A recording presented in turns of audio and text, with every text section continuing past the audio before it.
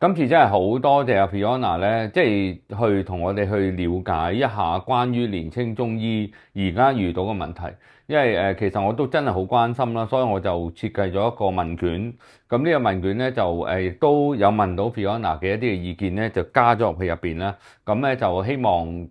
俾即係問一問下大家，即係一個關於業界或者對前景嘅一啲睇法。開心嘅，因為其實一個星期入邊咧，收咗大約接近80個、76個回覆嘅答案。佢哋而家嗰個最大嘅問題，覺得咧就係即係收入不穩同埋欠缺保障。即係呢個有80%嘅受訪者係講咗呢一個問題。第二個咧就係其實而家可能大家都有感覺嘅，就係話個政策個定位不清，咁而令到即係或者感覺到嘅支援係不足。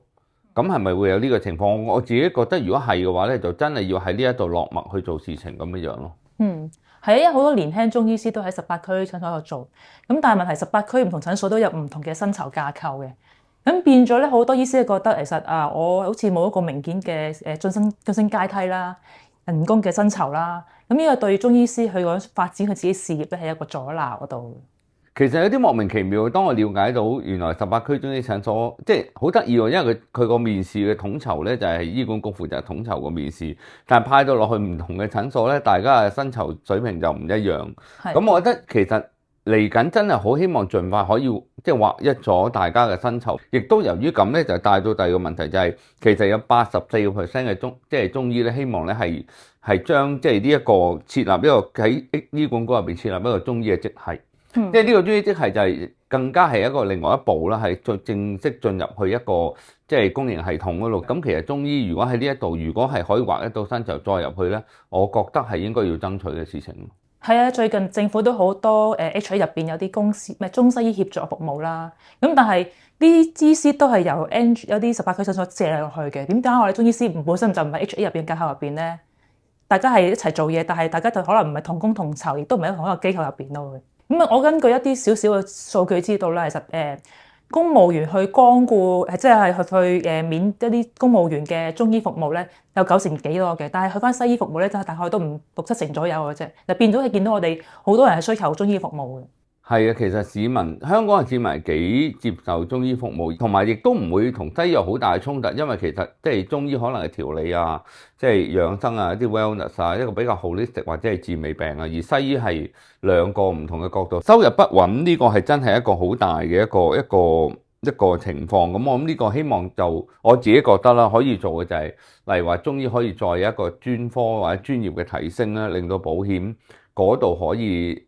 做到一個更加好嘅 coverage 啦。咁另外咧，透過呢個公私營協作咧，令到可以多啲嘅市民咧喺睇呢個私營嘅中醫嘅時候咧，亦都有公營嘅一個補貼。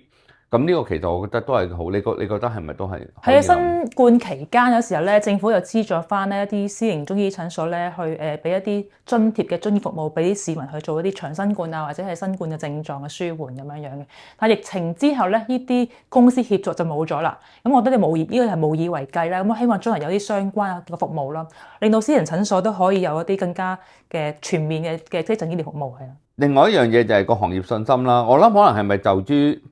之前嗰個嘅情況咧，其實相對地咧嗰個評分咧普遍冇咁高，有60幾個%咧評分係低過一半，即係覺得個未來5年嘅信心係低咗。我哋希望或者可唔可以喺例如喺本地3個大學畢業啲學生，係咪咧依然都可以唔需要考試，可以喺香港度執業咧？或者係內地承認嘅大學係咪有需要調整咧？都要咁樣，我哋可能考慮翻呢方面，可唔可以改善咗一個註冊人數啦？咁另外喺專科係咪設立呢個中醫嘅專科制度咧？專科制度令我哋中醫更加專業化啦，提供更加高嘅服務可以。呢個我真係支持嘅，亦都希望真係如果我有機會可以入到立法會嘅話咧，真係可以幫到即係呢幾件事咁啊！真係好多謝阿 Fiona，即係抽時間真係好多謝你，好多謝晒。12月7日立法會選舉記得去投票啊！